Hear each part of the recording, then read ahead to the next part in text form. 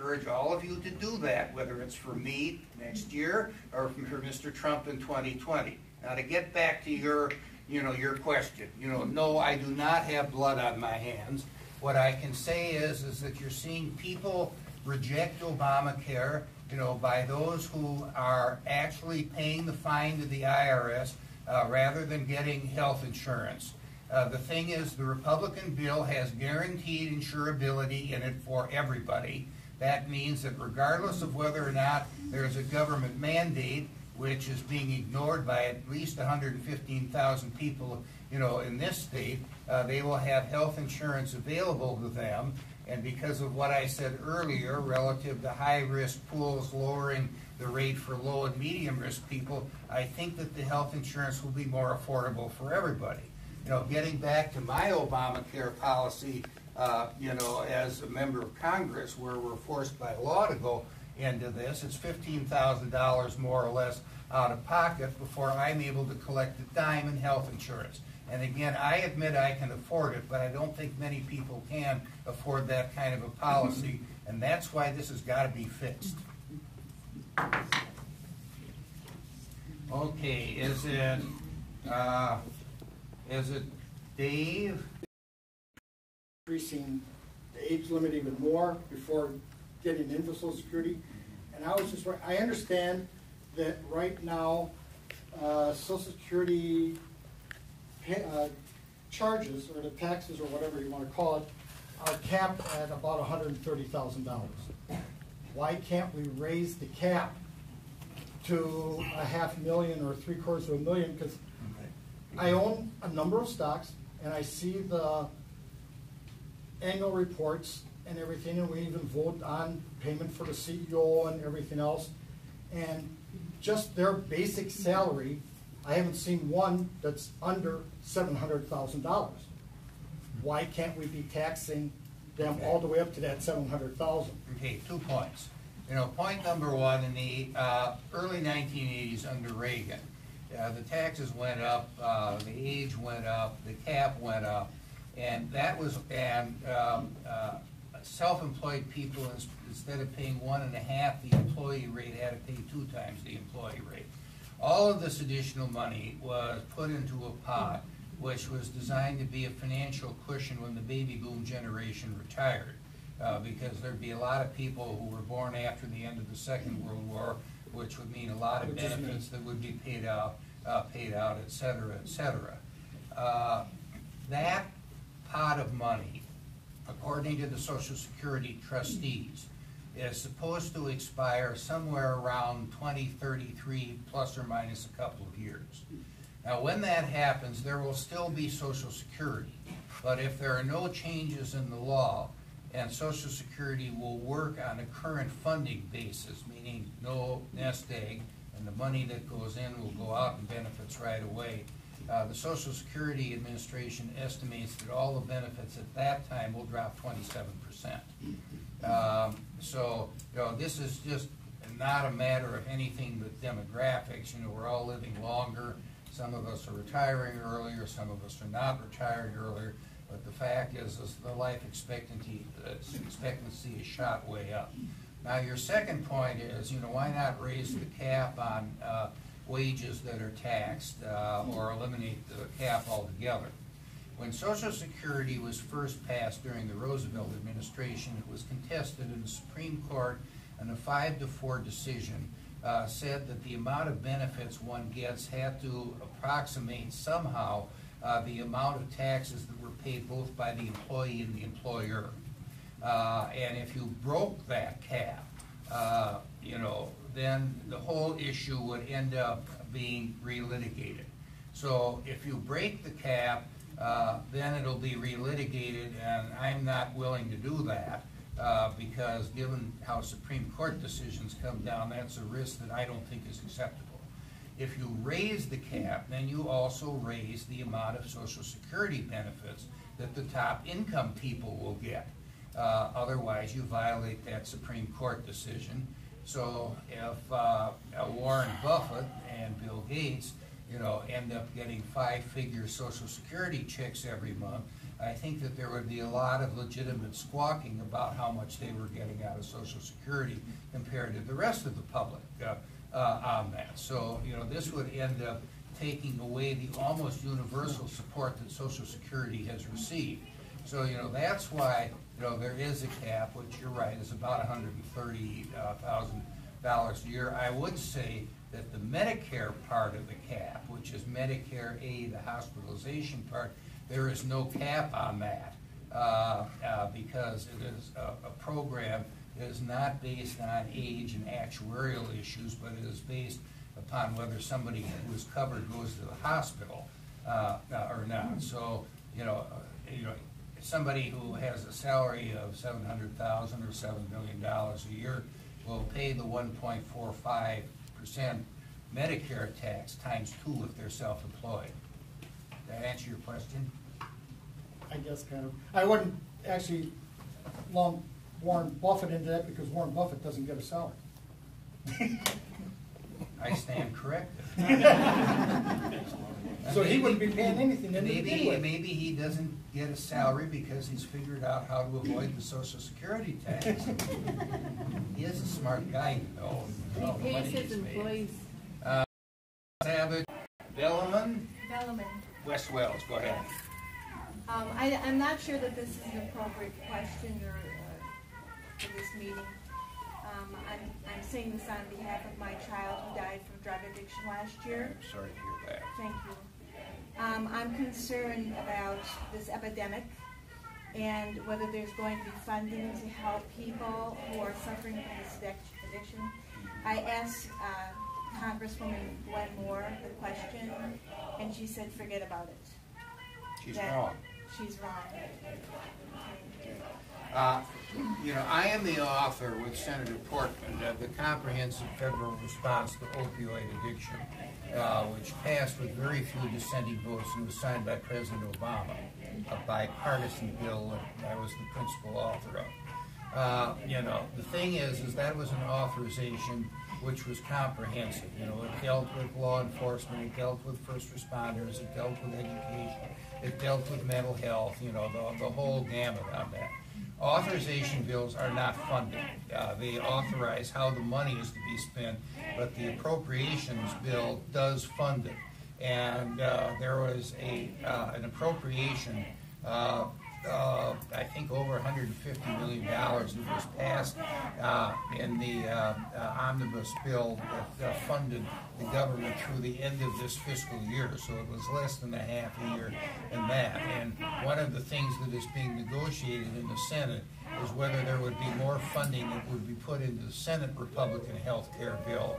But that is an issue I think we'll find out more about when Congress goes back next week.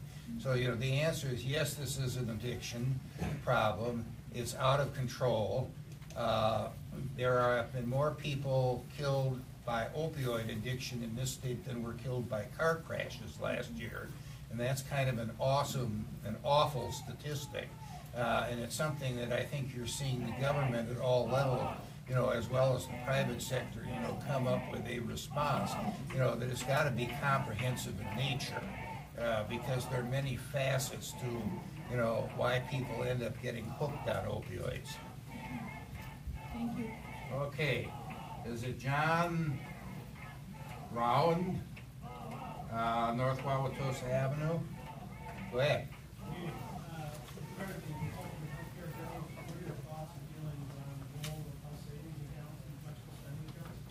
I'm for health saving and special medical savings accounts.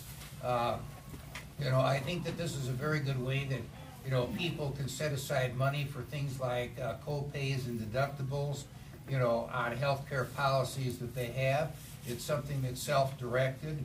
You know, we've had those for, you know, quite a while. The Obamacare law reduced the amount of money you could put into an HSA or an MSA in half. We ought to restore it and then some. And, you know, I think that this is a very good tool where people, you know, can actually have a bigger say in healthcare decisions and how they're paid for than under a plan that's entirely run either by insurance companies or by the government or both. Rachel Nielsen, Hillcrest Drive, Tosa.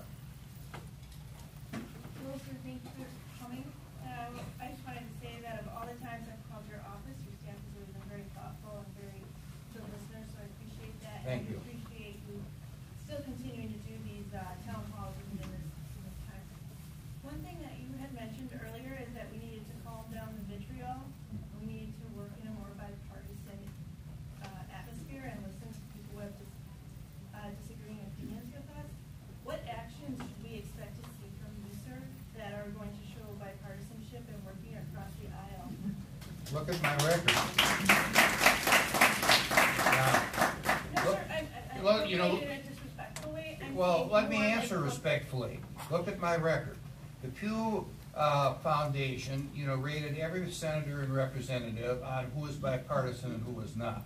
There are only two that passed the Pew smell test: Ron Kind of Lacrosse and me. You know, I worked across the aisle, you know, on a number of very important things. I mentioned the opioid bill. I have been working in criminal justice reform, you know, across the aisle. I've worked on voting rights reform across the aisle. I've worked on the Adam Walsh bill, you know, which you know, was you know, designed, you know, to let people know if there was a registered sex offender in their neighborhood across the aisle. And you know, what I can say is, you know, I'm proud of this this record. What frustrates me is the news media, which is your principal source of information as well as mine, you know, doesn't report on this kind of stuff. You know, they get their ratings increased, you know, by talking about conflict, controversy, real or imagined misconduct and the like, and they never cover anybody who is doing their job, you know, working in a bipartisan manner and attempting to, you know, get some things that actually help improve the standard of living and the quality of life in the United States of America. But, you know, I've done that. You know, I will continue to do that. This is something that I've done, you know, all throughout my career in Congress. You know, I've worked with President Obama on a number of things, you know, including, you know, the bailout of Puerto Rico so the taxpayers didn't have to end up picking up the tab. It would be the bondholders and their spendthrift politicians down there. That's law as well. And the Freedom Act, which ended up being, you know, passed on a bipartisan basis that got rid of the NSA's gobbling up everybody's phone records, that was my bill, and I started almost alone, except with Senator Leahy of Vermont. Everybody else, including President Obama, was against it, and it ended up being passed overwhelmingly and signed by Obama, and he gave me a phone call thanking me for my efforts, this Republican congressman. So that's my record, and I'm going to continue to run on that. No, I appreciate that, and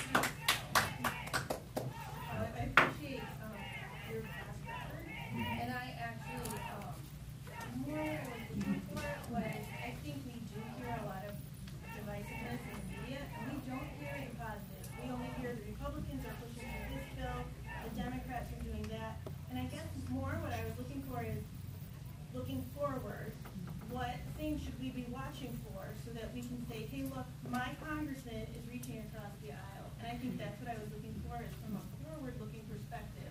What things should I be watching for so I can see that? Well, you look at voting rights, you look at criminal justice reform, you know, you look at things like prisoner rehabilitation so they don't end up reoffending and going right back to prison and stuff like that. You know, now that isn't really a sexy hot-button issue, and it isn't one where the Republicans and the Democrats go and face off against each other. But, you know, I'm there, and all that stuff can be found on the internet one place or another. I have always attempted to treat my constituents in a respectful manner, regardless of whether or not some of them are respectful. And I'm going to continue to do that. And, you know, I think I, you know, run an office where I, you know, told all my employees to be respectful. If somebody's got, you know, a problem with the federal government, we don't ask them what their politics are. We get down the information and we try to fix it for them. Thank you. Anthony Steiner, North 81st Street. Hello. Thank you. I want to thank you too for all the town meetings you've been holding. I think it's the absolutely right thing to do. Mm-hmm. I wonder why they're held in halls this small. I think that's one fix. Well, we need yeah. to look into. Can I answer that for you? First of all, I did have a meeting scheduled in March, and we got hit with a snowstorm. Everything was canceled around, so I canceled mine as well, and it was kind of slippery out there. My next 3 months newsletter, you know, was already at the printer, so the first meeting with the newsletter following that is the one that is here and tonight.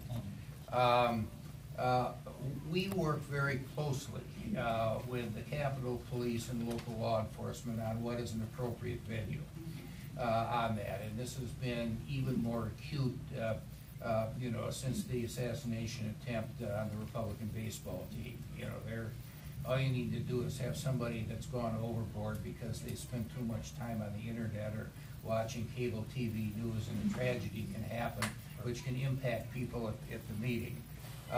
My staff has extensively researched venues, you know, throughout Tosa, and we cannot pay a rental fee for any of the rooms on that. And I think that public facilities are to be used for public meetings, you know, like this anyhow. You can't use school auditoriums? No, or you anything can't. like that. School auditoriums can't be secured, you know, for law enforcement. And school auditoriums very frequently, you know, have school things that, you know, which obviously have got to take priority because it's the school's auditorium, not everybody else. You know, we did meet with the mayor of Tosa, you know, and talked about, you know, these problems, and you know, about the only place that we can hold a meeting that meets all of the requirements is here. We did ask about the Civic Center next door, but that closes at 4:30 every day and is closed on weekends. And they also charge a rental fee, so that ended up being out. And I think that's unfortunate because that seats 300 and this place seats 125. But if they don't open it up after 4:30, I like to have the meetings where people can come. Okay, thank you on that. Okay. I have some questions on, you know, healthcare's been covered, but I have a little different take on the question. Mhm. I think the CBO's been highly respected in terms of assessing legislation and public policy. And their analysis of both healthcare bills, the House and the Senate, the GOP bills, has shown 20+ million people potentially losing their insurance. Mhm. It's an estimate. If it's 10 million people, it's linked to issues that have already been brought up, the risk of death and serious health problems. Do you believe the CBO's analysis of the House bill is correct, and where do you disagree? The CBO, you know, has had a terrible record on estimating healthcare costs. You know, they were way low in estimating Obamacare. They've been way low in estimating Medicaid, you know, and things like that. They're pretty accurate on a lot of the other stuff, but the statistics will show that their accuracy is really not very good when they've been projecting out the cost of various types of healthcare programs. So who do you rely on for accurate analysis on the legislation that was put out? I guess it's a combination of stuff. I do an awful lot of reading, you know, of treatises that are basically on both sides of the issue. And again, it's very hard to have anything in a black and white situation as we're dealing with healthcare. You know, I've seen, you know, projections that when the Obamacare exchanges collapse, and it's not if, in my opinion, but when you're going to have, you know, over 25 million people end up losing their health insurance. Now, I can't say that that's any more or less accurate than what the CBO comes up with, but it's obvious that Obamacare is on a death file. You So know, we lost believe there's no way to address the failure of the exchanges outside of the legislation that's been proposed? Well, you know, I guess I'm frustrated, you know. We have not gotten any Democratic support, not one member. Okay, stop. Five. Any Democratic support, not one member on the Democratic side of the aisle, you know, who has been interested in fixing Obamacare. I agree. I am frustrated by Yeah. Democrats who have not come forward with a solution as an alternative, and I think that's where the bipartisan discussion needs to go. But, you know, they were asked at the beginning of this process, you know, following the election when the Republicans, you know, won the White House and both houses of Congress, you know, to come in, you know, and you know, work to come up with a bipartisan solution. Pelosi and Schumer refused to do that. And I can say, going back to when Obamacare was originally passed, I was sitting in the House chamber and Obama had a joint session speech, he looked over on the Republican side of the aisle and said, I want your input. The next day, I wrote him a 1.5-page letter on why we have to have medical liability reform. And I yet to receive a response, and that was 8 years ago. I'll say that about your staff. I've received responses to my emails. Well, maybe Most some of of them my staff should GOP have talking gone over there. points. Yeah, and we don't agree on policy. I'm one of those Democrats in this district, but I respect your service and what you've done over the term of your office. Second question, we talked about the Russian cyber attacks. The president has been delusional in denying that there is a connection between the Russians and the cyber attacks on the most recent presidential election. Well, I agree that there is a connection, but, the My question question is, okay. what can we do now to protect the midterm elections from cyber attack, to restore confidence in our elections? Okay, well, Right now, what can we do before? the first thing that, we ought to do, is to find out the nature of what happened in 2015 and 2016. And it would be very helpful if the Democratic National Committee turned their server over to the FBI for a forensic analysis. That might answer that question and allow us to, deal with this issue, in a much more effective manner. And they haven't been doing that. My impression is that the heads of intelligence agencies, federal intelligence agencies, all agree and are very clear that that Russians interfered with our elections, and they're basing that on evidence that they've collected that is confidential, that we don't know. There must be some things that, bipartisan again, that Congress and even the president possibly can start working on to protect our elections. Well, I can say that both the House and Senate Intelligence Committees, have been investigating this, recognizing that a lot of it is highly classified, how we're able to get any information. And they've had some public hearings, and they will issue reports when they're done on that. But, the point that I would like to make is that, assuming for the sake of argument that the Russians did all that they are alleged to have done, I have yet to find the first person who changed their vote from Hillary Clinton to Donald Trump because it would make Vladimir Putin happy. If there's anybody in this room that did that, please stand up and let us all know. I'm sorry, but I find that based on faulty information. And I believe that the sanctity of our democracy, the Democratic Republic, is based on fair and open elections. I agree with you. I agree with you on that, sir. This is an attack on the United States. Yeah, I agree with you on that, sir. Now, we had a recount of the presidential election in this state. I'm not saying that this election... Hey, may I answer it? Sure. We had a recount, and the state elections board and all of the county clerks around the state said that there was no indication whatsoever that any of the electronic systems that are used in some communities were tampered with in any way, shape, or form. And that's a matter of public record, and that was being looked at by the Green Party as well as by the Democrats and the Republicans at the time these recounts were being done last fall. So, I guess the question, that we have to ask ourselves is, show us the evidence. There's got to be some concrete evidence on how this affected the election. They might have tried, but way back to Soviet days, the Soviets were mucking around with our elections, and Putin mucked around with the French election, and I would expect he's mucking around with the German election, which is coming up in a couple months. Okay, and my third point, I guess, gets to the question of leadership. Mm-hmm. And you've displayed significant passion about this issue. And getting at the evidence is what you're proposing. Show us the evidence. I am a bit dismayed, I'm very dismayed actually, and about the lack of, let me restate it. I'm dismayed that members of Congress on the Republican side have not stood up to the president when he basically makes statements about being in denial about cyber attack. I don't know why a member of Congress wouldn't see that as an opportunity to lead, to challenge the president on that, and to start working to resolve this issue. The Republican members of the House Intelligence and Senate Intelligence Committees are already doing that. They have had public hearings, they have had private hearings.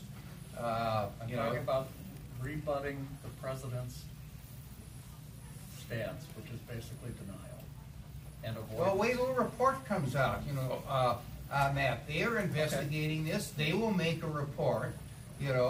What I can say is, one of the things that I've learned in, my political career is don't open your mouth until you've got the facts straight. We don't know what the facts are. We have two committees that have subpoena power that are looking at the facts. Now, having said that, it's going to be much harder to get witnesses to appear before the committee without taking the Fifth Amendment because of the independent counsel's investigation. And that is a criminal investigation rather than a counterintelligence investigation. When you have a criminal investigation, the targets are all under the gun on whether, they have committed a crime or not. And they will be advised by their lawyers to take the Fifth Amendment. Now, the only way you get around somebody pleading the Fifth Amendment successfully is by giving the people you subpoena immunity. That would be a terrible mistake. And I bring you back to Iran-Contra of 30 years ago, where Oliver North and John Poindexter were given immunity. They testified. They were convicted in a criminal trial. The appeals court reversed those convictions because the Congress wanted to go public and give them immunity, and the prosecutor used immunized evidence in order to obtain the conviction.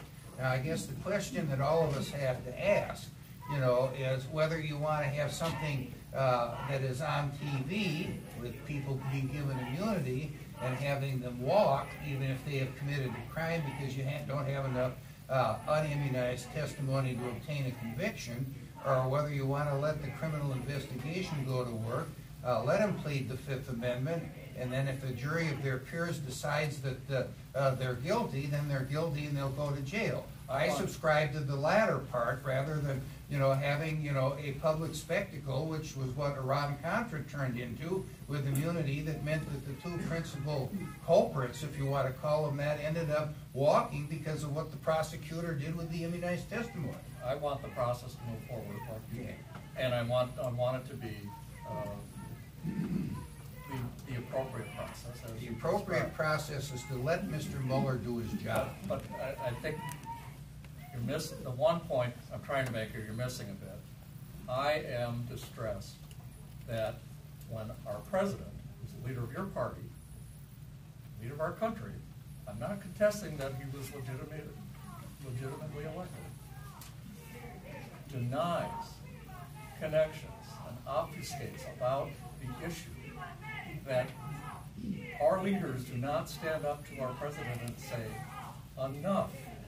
We need to work on this and solve this issue and let the process move forward. No one takes a public position against the president. If we want to have bipartisanship, that should be led by the Democratic leadership in Congress. Congressman, I think if you stood up and voiced the opinion that the president should recognize the findings to date by our intelligence agencies, that the Russians meddled in our elections, and we need to move forward with the process, and he needs to accept that.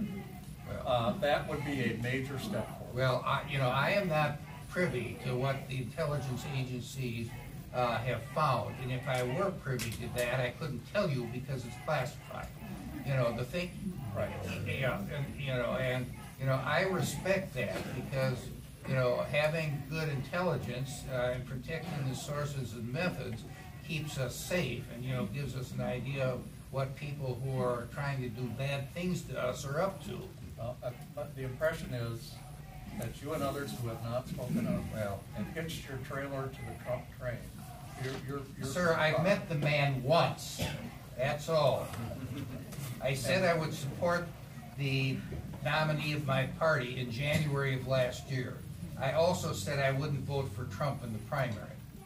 Okay? Okay, thank you. So now it's time to resist him as a fascist. Yeah. Pamela Oren of North 95th Street. Pamela Oren. Pamela's still here? Okay. Jeanette McRoberts, Wauwatosa Avenue. Jeanette here? Okay. Jennifer May, Milwaukee Avenue. Okay. Thank you for calling on. Congressman Sensenbrenner, you have championed the Voting Rights Act in the past, leading to the passage of its renewal in 1982 and in 2006.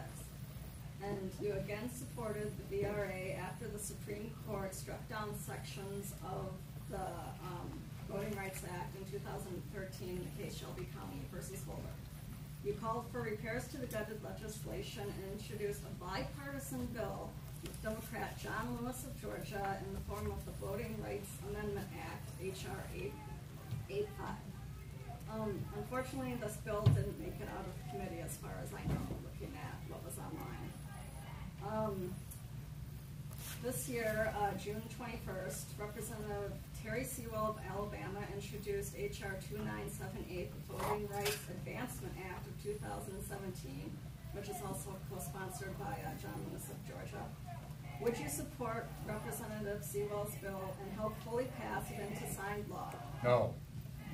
No. If not, when and what legislation will you support to ensure that all U.S. citizens are able to exercise their constitutional right to vote? I am committed to fixing the Shelby County case.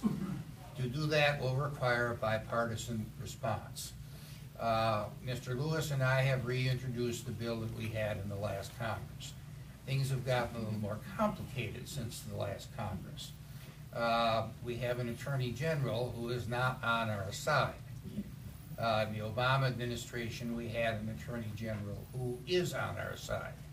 And the only way that I can get a bipartisan Voting Rights Act, passed is to go around the Justice Department, which means going to President Trump directly. So that might be one of the reasons why I want to antagonize him, because I have something that I think is much more important than having a 40-second soundbite. Thank you, sir. Chuck Wilcox, North 121st Street. Thank you. Last year, after President Obama vetoed the Obamacare repeal bill that had strong Republican support, House Speaker Paul Ryan promised similar repeal if Republicans won the White House. Quote, "We have shown now that there is a clear path to repealing Obamacare without 60 votes in the Senate," end quote, he declared. Quote, "So next year, if we're sending this bill to the Republican president, it will be signed into law." Sadly, he lied. The bill written by Speaker Ryan this year is nothing like the bill sent to President Obama last year. It fails to repeal many of the core parts of Obamacare and will lead to even higher premiums. Likewise, Senate Majority Leader Mitch McConnell, Republican from Kentucky, promised numerous times to repeal Obamacare, quote, "root and branch," end of quote. Sadly, he lied too. This bill leaves Obamacare's root, its trunk, and most of its branches. And it even waters it with a brand of new entitlement programs. These leaders said Obamacare mandates could be repealed procedurally in the Senate. But we learned that not only is this untrue, they never even asked the parliamentarian about it. After this lie was exposed, they admitted that they don't actually want to repeal the mandates. This in turn exposed the lie exposed the lie that they will repeal the mandates administratively in phase 2 of their plan. The lies never end. Paul Ryan and Mitch McConnell broke their word, failed the American people, and let down President Trump. It's why there are reports now that the president is disappointed with how the GOP leaders have handled this process. And he should be disappointed. Now it's up to us conservatives to clean up the leadership's mess and deliver a victory for Americans. First, conservatives should defeat Ryan Care, take it out back and shoot it because it can't be fixed.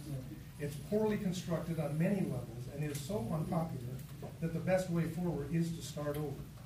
Second, conservatives should demand full Obamacare repeal, since that is what Republicans promised, and that is the only thing that will fix our health care system. If GOP leaders refuse, conservatives should begin insisting that repeal be part of other must-pass legislation. While some may want to walk away from the issue, conservatives won't do that. We truly oppose government-run health care and will never stop fighting against it. Lastly, one strategy is for Congress to move full Obamacare repeal and tax reform together under budget reconciliation. The revenue savings from full repeal could be used as an offset for significant tax cuts, and both could be passed as part of one bill with 51 votes in the Senate. And lastly, Republicans in Congress need to assess whether it's time for new leadership. Americans rejected the establishment this past election when they voted for President Trump. And the current leadership may not be willing or even capable of draining the swamp. As my representative, I want to thank you for working hard to advance the principles of freedom that make America great. Because of your efforts, we may succeed in stopping Obamacare from being forced on us for years to come, and stopping the putting a lipstick on Obamacare in the form of Ryan Care or Mitch Care. May I ask you a question? Yes, sir. If Paul Ryan is replaced as Speaker of the House, who do you think should be elected Speaker?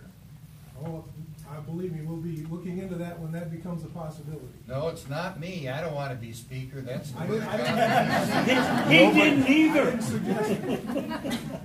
But he is an establishment Republican, just a rhino, a Republican in name. No, he's not. He was No, all for the he's not. TPP, and even you mentioned that when the TPP was put through, in one of the meetings here. TPP was never even came up for a vote. Excuse me. You mentioned that when the TPP was put through, you, as a member of Congress, had to walk down a long hallway, you couldn't even bring a tablet and a piece of paper in to take notes, or the recorders.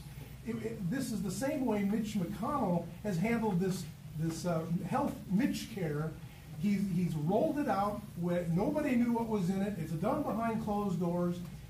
It too is a travesty of a Republican representative government. Okay.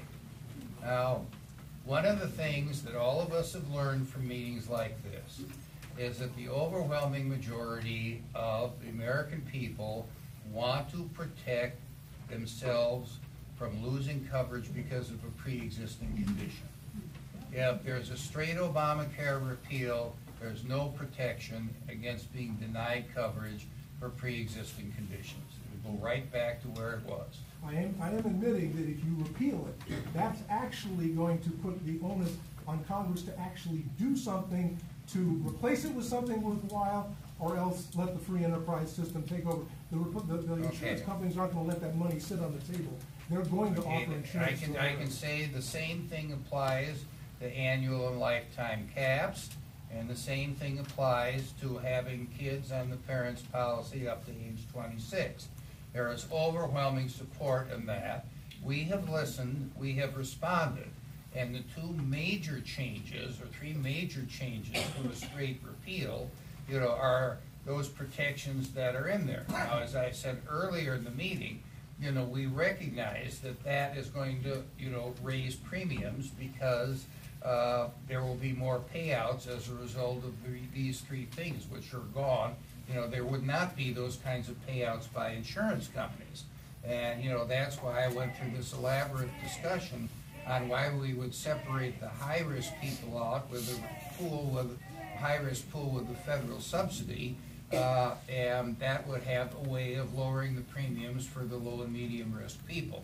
We keep them all in the same pool, which Obamacare did. That's one of the reasons why the premiums are so high, that we have 115,000 people in this state alone that paid the fine to the IRS because they thought that the premiums were unaffordable. and the deductibles and all of the other things. So, you know, having said all of that, you know, it's very complicated. You know, I can say that I don't think there would be the votes today, you know, for a straight repeal of Obamacare like there was in the last Congress, which was the bill the president vetoed. Now with phase 2 and phase 3, that's as a result of decisions that were made by the Senate parliamentarian on what violated the Byrd Rule. And the Byrd Rule says that reconciliation bills have got to do two things. One is they cannot include any provision whatsoever that does not have a direct impact on federal finances. You know, so things like getting rid of the antitrust exemption that insurance companies have. With the House passed the bill with my support on that. That doesn't have a direct impact on federal finances. Doing something on medical liability reform, crossing state lines for health insurance policies does not have a direct impact. That's why we've got to either pass separate legislation or things that can be done administratively will be done administratively, but cannot be done administratively until the reconciliation bill, Ryan Care, Mitch Care, Republican Care, whatever you want to call it, you know, is passed and signed into law. And nor can a tax reform bill end up coming up until that bill is passed and signed into law, you know, as well. So, you know, I guess what I can say is that you know, this is a complicated thing. It's, you know, like having a 3,000-piece jigsaw puzzle. You know, it took a long time for the Democrats to draft the ACA.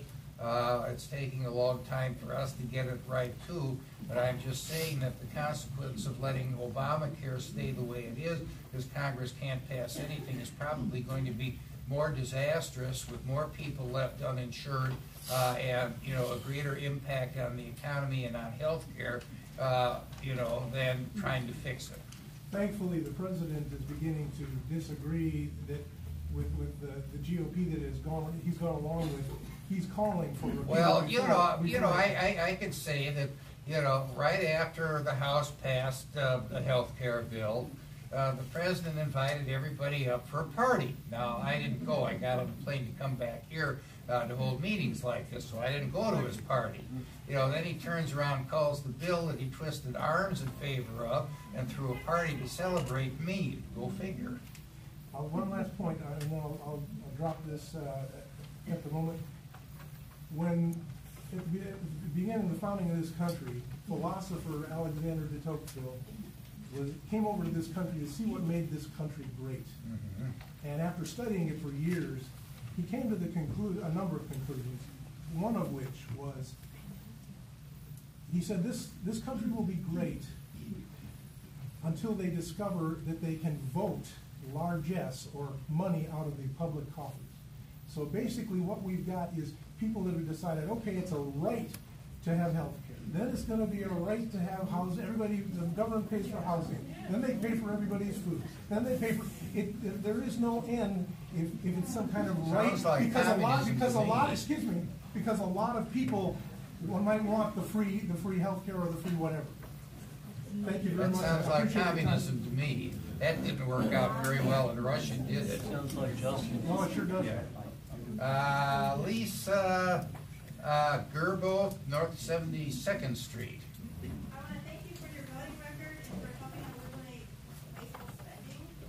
I'm a Navy vet, so was my husband. My daughter is an Air Force vet, my son is an Army vet, and my brother is a Marine vet. I would like to know why the Veterans Choice Program restrictions have not been lifted so that all eligible veterans can go to their choice of medical centers, of private medical centers, and not have to go to the VA. Why is the government forcing veterans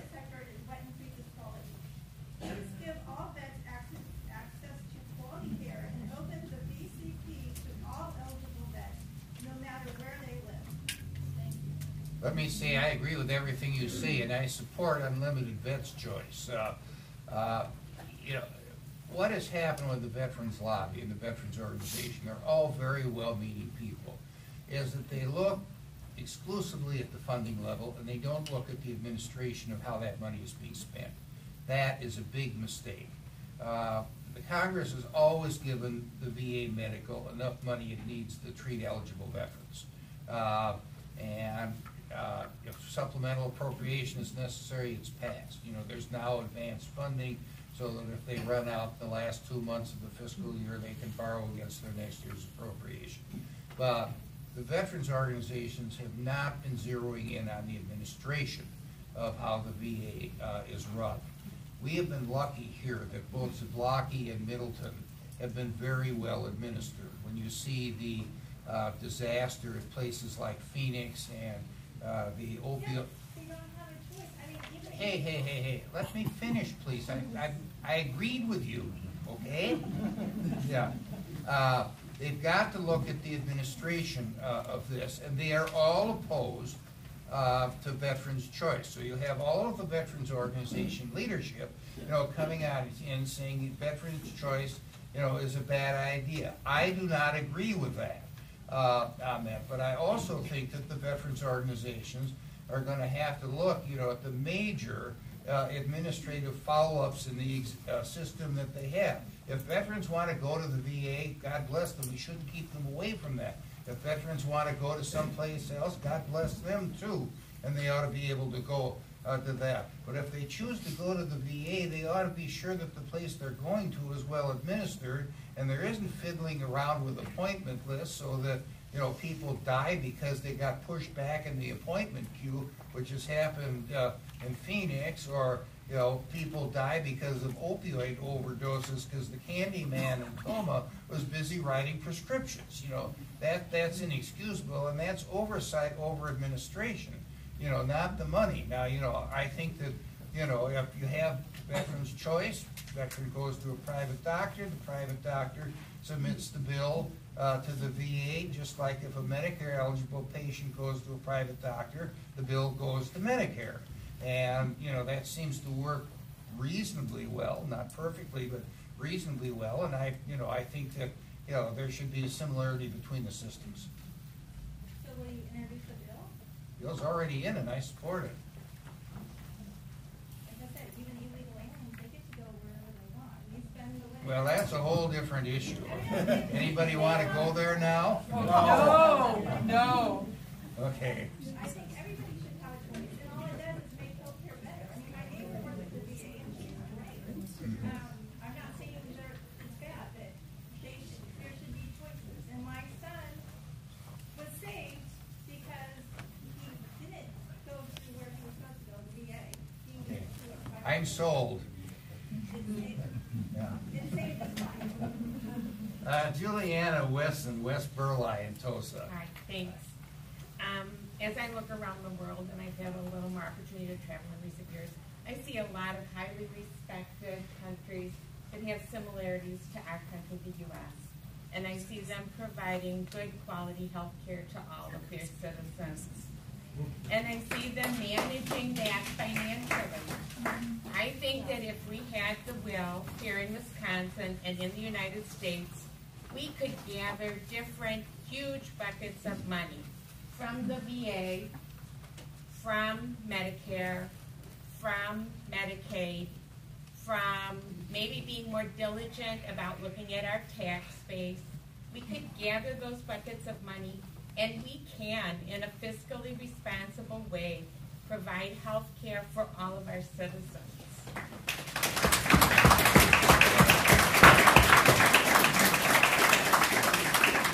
My mom, who's 81, in Northern Illinois, worries like you worry about the future generations.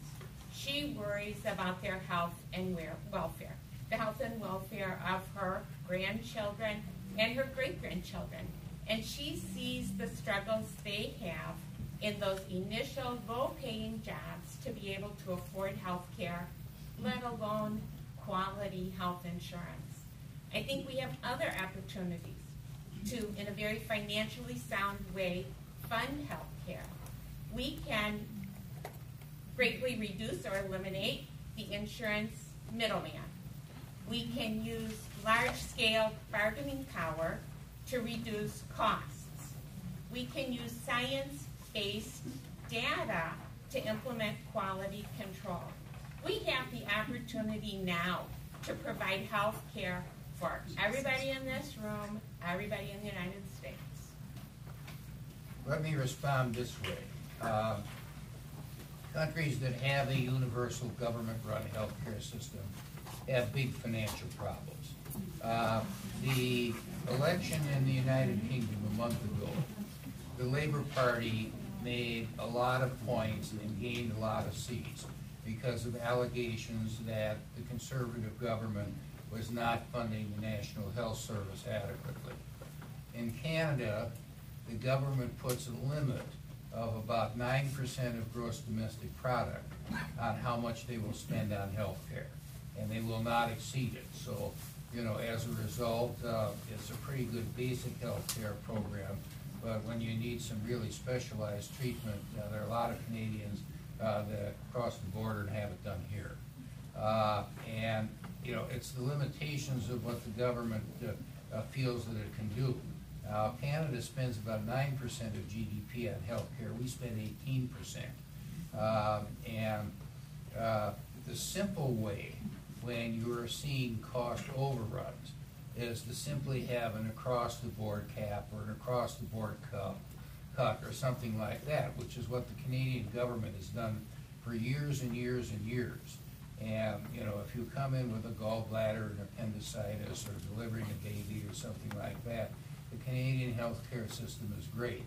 You know, if you've got a very difficult cancer to treat or a diabetic condition or an infection or something like that, then the Canadian healthcare system is very, very sorely lacking, which is one of the reasons why, you know, a lot of hospitals on the border, like Buffalo or Seattle, end up doing very well because of Canadians coming across the border to get treated there rather than in their own country.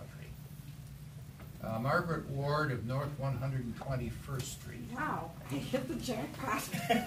I've signed up many times. I've been to many of your meetings. They're very interesting.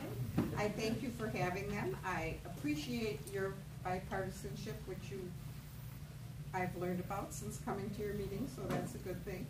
But I have a quick question. What happens to the fines that people pay to the IRS for not having Obamacare? Goes into the, I can't specifically answer that. It either goes into the general fund, like the income taxes that are paid, or there is a special fine and forfeiture fund that the Justice Department administered, and it's used to pay judgments that are levied against the U.S. government. And there have been some other uses of that, where fines and forfeitures, particularly some of the really big ones that banks and financial institutions have had to pay, have been used to finance nonprofits and things like that. I don't agree with it being used to finance anything, except a money judgment that a court has entered against the United States government. Okay, that's good. I was wondering what happened to that, because it must be a lot of money coming from a lot of people, and too bad that can't go into paying for the ACA. One other thing I wanted to mention is that I noticed that you were ticking off when people would moan and groan, you were ticking off, and maybe considering that if it got bad, you would suspend the meeting. I worked in the school system, so I had to control children. I always told them at the very beginning what I was going to do. And I was at the meeting in West Allis this spring that was very abruptly ended. And I kind of think it might be a good idea if you tell everybody at the beginning, I'm going to keep tabs on you, and every time I find that you are disruptive, I will make a tick And when I get to number 5, that's it. Or number 17 if you feel just, no. But really, I do think that might be a good thing, because there were many people who were extremely frustrated at that West Dallas meeting. And I understand, I know you were, I know you were. And you could have easily gotten very upset here. Thank you, most of you Wauwatosa people, for remaining calm. Because people are, as we all know, very passionate. So I think it would behoove you to let the people know ahead of time, really and truly, what you're going to do. Because, people can't help. And I know you will, and you don't even like clapping. I understand that, but I would appreciate it if you would just do it a little differently. Number 6, I've been keeping track. How far do you go? That depends. What happened in West Dallas is I was asked a question, and I started to answer that, and the room erupted. So I banged the gavel, and I said, this better not happen again, and I started answering the question the same way, and the room erupted. And I don't think I had, any other choice but to adjourn the meeting at that point in time. What I read at the beginning of the meeting is that, we can disagree without being disagreeable. And a lot of it depends upon the intensity and, whether anybody who happens to take a view opposite to the majority of the room ends up getting booed and sometimes being intimidated on that. And that's, not the way Americans are supposed to debate issues. They're supposed to debate issues on the merits, and we're supposed to be respectful, and we recognize that there are good arguments on both sides of the issue, which is why it's controversial. Now, I'm going to call on one more person, then we get to 8:20. The second part of the meeting will be devoted to those of you who have got individual problems with government agencies, not a continuation of this discussion, so I can get this information down and start to help them out. Our contract with the library requires that this room be vacated by 8:40. That means everybody out by 8:40. Otherwise, we can't come back here, and I'll have to invite Tosa people to come to neighboring communities. I want to have meetings in Tosa. So with that being said, the last one up is it Matt Levesque, Pleasant View Street in Wauwatosa? Yeah, very good on the last name.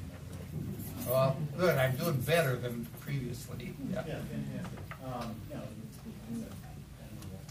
like to add some of the other comments here. Thank you for having these town halls at the time when many of them work. We've got some years down now. I spoke with my mother this afternoon for Congressman Minnesota opted out of many planned July 4th weekend events. We assessed it and presumably sensible still. I want to share with you my background. I'm licensed as a health insurance agent in the state of Wisconsin for the last decade. I've worked for 2 major different companies provided I've been involved in the industry through the implementation of every major legislative act since the healthcare. So when I speak to you about healthcare reform from the payer side, I am not speaking to them. And I'd like both of you to understand. Can you speak louder? I'm sorry. Okay. You got it? Yeah. Sorry. So, just again to recap, I spent the last 10 years of my career in healthcare. I'm very familiar with how medical costs works, the costs that come in the system. I wish we could more couldn't talk about.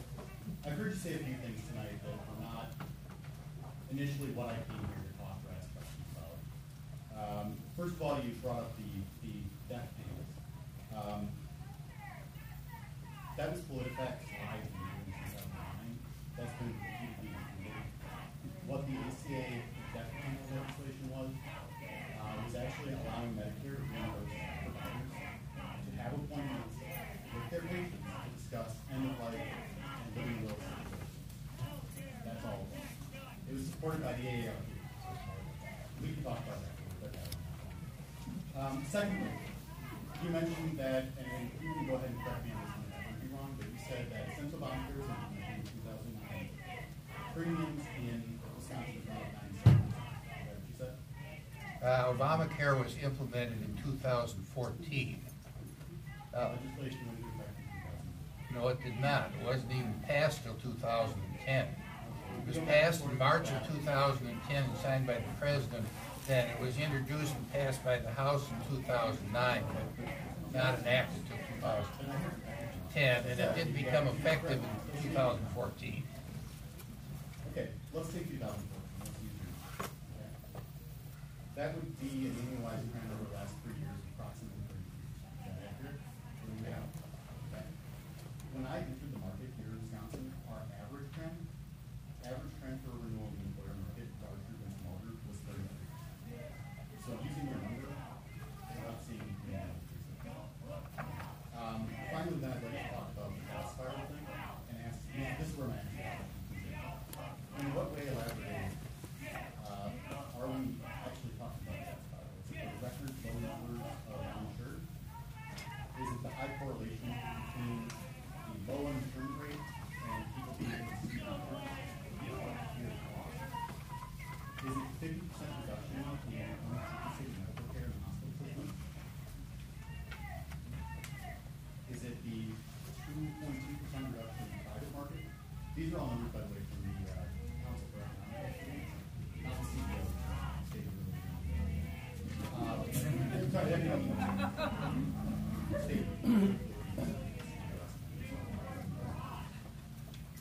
So how are those indicative of the deaths? What's happening is that you're seeing people who are low risk and medium risk people dropping out of buying insurance and electing to pay the fine. And the fine is a lot less than the total out-of-pocket cost of premiums plus deductibles. So, people who are probably younger, definitely healthier than people who are older on average, because insurance actuaries are averages. They're not in the pool of insurance because insurance is a risk-sharing operation. And you have to have low-risk and medium-risk people to pay the benefits of the high-risk people.